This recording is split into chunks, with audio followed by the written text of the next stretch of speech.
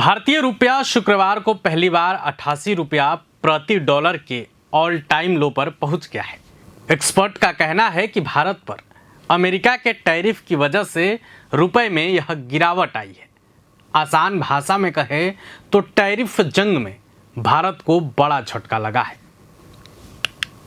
कारोबार के दौरान रुपए में अमेरिकी डॉलर के मुकाबले करीब 64 पैसे की गिरावट देखने को मिली है। ये 88.29 रुपये प्रति डॉलर के अब तक के सबसे निचले स्तर पर आ गया है। लेकिन अब सवाल ये है कि आखिर भारतीय रुपया कब कब और क्यों निचले पायदान पर आया है। चलिए हम आपको इस वीडियो में सब कुछ विस्तार से बताते हैं। नमस्कार, प्रभात खबर में आपका स्वागत है। मैं हूं आपके साथ राजकमल।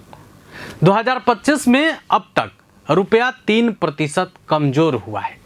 इससे पहले फरवरी में रुपया 87.95 प्रति डॉलर के ऑल टाइम लो पर आया था और अब यह एशिया के सबसे खराब प्रदर्शन करने वाली करेंसी बन गई है। शुक्रवार को रुपया चीनी युआन के मुकाबले भी रिकॉर्ड निचले स्तर पर पहुंच गया है। एक्सपर्ट्स का कहना है कि अमेरिका के भारतीय सामानों पर लगाए गए भारी भरकम टैरिफ का ये असर है। भारी भरकम टैरिफ भारत की इकोनॉमिक ग्रोथ और फॉरेन ट्रेड को नुकसान पहुंचाएगा। अमेरिका ने इस हफ्ते भारतीय सामानों पर 25% एडिशनल टैरिफ लगा दिया, जिससे भारत को टोटल 50% टैरिफ का सामना करना पड़ रहा है। कोटक सिक्योरिटीज के foreign exchange research head Anindya Banerjee ने बताया, जब रुपया 87.60 के स्तर पर पहुंचा तो कई इंपोर्ट्स जिन्होंने अपनी खरीदारी को हेज नहीं किया था, उन्होंने तेजी से डॉलर खरीदना शुरू कर दिया था। सबको उम्मीद थी कि आरबीआई हस्तक्षेप करेगा, लेकिन ऐसा नहीं हुआ। 88 का स्तर पार होने के बाद स्टॉप लॉस ऑर्डर ट्रिगर होने लगे। अब अगला अहम स्तर 89 है। हालांकि इस पूरे मामले को लेकर इकोनॉमिस्ट का कहना है कि अगर ये टैरिफ एक साल तक लागू रहे तो भारत की जीडीपी ग्रोथ में 0.6% से 0.8% की कमी आ सकती है। इससे पहले से ही धीमी हो रही इकोनॉमिक पर दबाव पड़ सकता है। आरबीआई ने चालू वित्त वर्ष के लिए 6.5 ग्रोथ रेट का अनुमान लगाया है। भारत का अमेरिका को एक्सपोर्ट जीडीपी का 2.2% है। टैरिफ के कारण टेक्सटाइल और ज्वेलरी जैसे श्रम प्रधान सेक्टरों में मंदी से नौकरियों पर असर पड़ सकता है, जिससे भारत को और अधिक आर्थिक नुकसान होगा।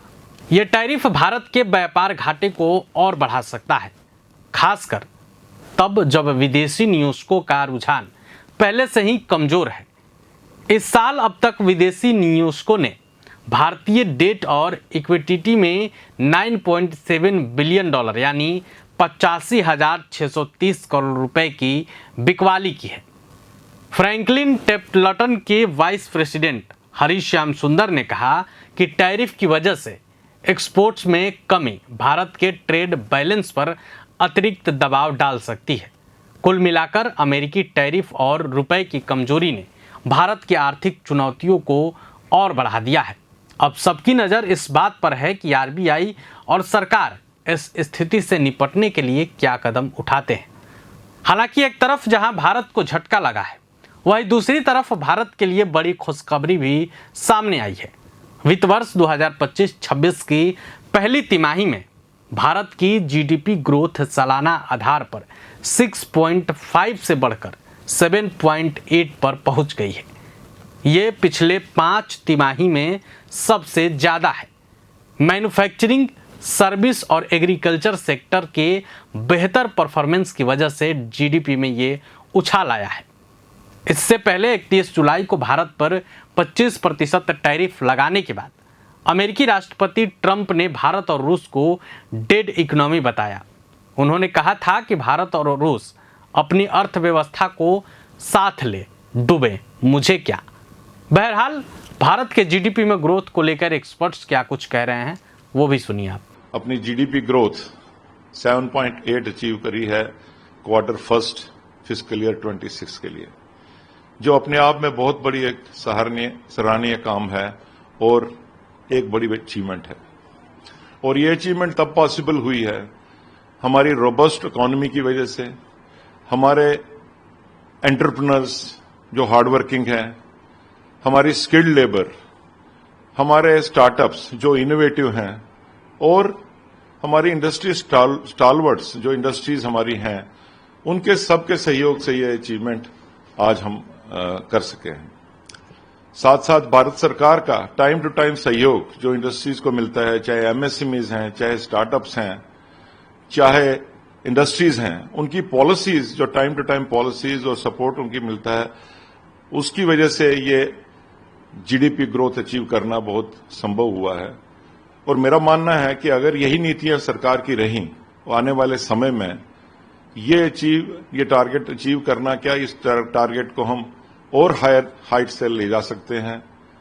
और मेरा पूरा भरोसा है कि हमारी इंडस्ट्री के लोग जो कि बहुत ही, मैंने पहले कहा कि हार्डवर्किंग हैं, इनोवेटिव हैं, एमएसएमईज हमारे और स्टार्टअप्स हमारे जो हैं, वो पूरी तन मन धन से देश के जीडीपी को बढ़ाना चाहते हैं, देश की ग्रोथ के लिए काम करना चाहते हैं।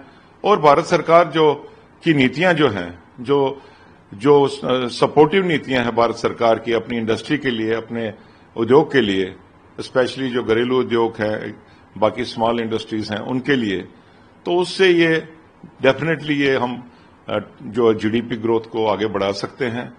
और मैं भारत सरकार का दोबारा से उनको धन्यवाद देना चाहता हूं, उनको मुबारकबाद देना चाहता हूं कि उन्होंने अपनी नीतियों की वजह से और अपने सपोर्ट की वजह से जो इंडस्ट्री के लिए है, उससे इंडस्ट्री के लोगों ने जो मिलकर काम किया, उससे ये आज हम टारगेट अचीव कर पाए हैं और इन ऊंचाइयों पे पहुंचे।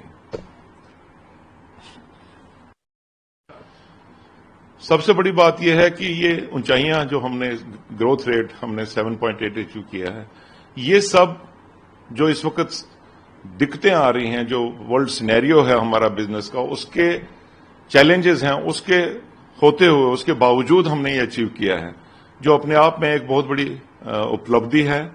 और मैं उसके लिए दोबारा से मैं अपने मित्रों से, अपनी इंडस्ट्री के लोगों से का मुबारकबाद करता हूं, उनको बहुत बहुत धन्यवाद करता हूं, ताकि उनकी वजह से ये जो हमारी जीडीपी ग्रोथ और उनकी जो रेजिलियंस है, उसकी वजह से ये ग्रोथ हम अचीव कर सके बावजूद सारी दिक्कतों के।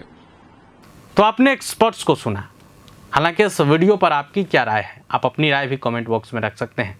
वीडियो देखने के लिए आपका धन्यवाद।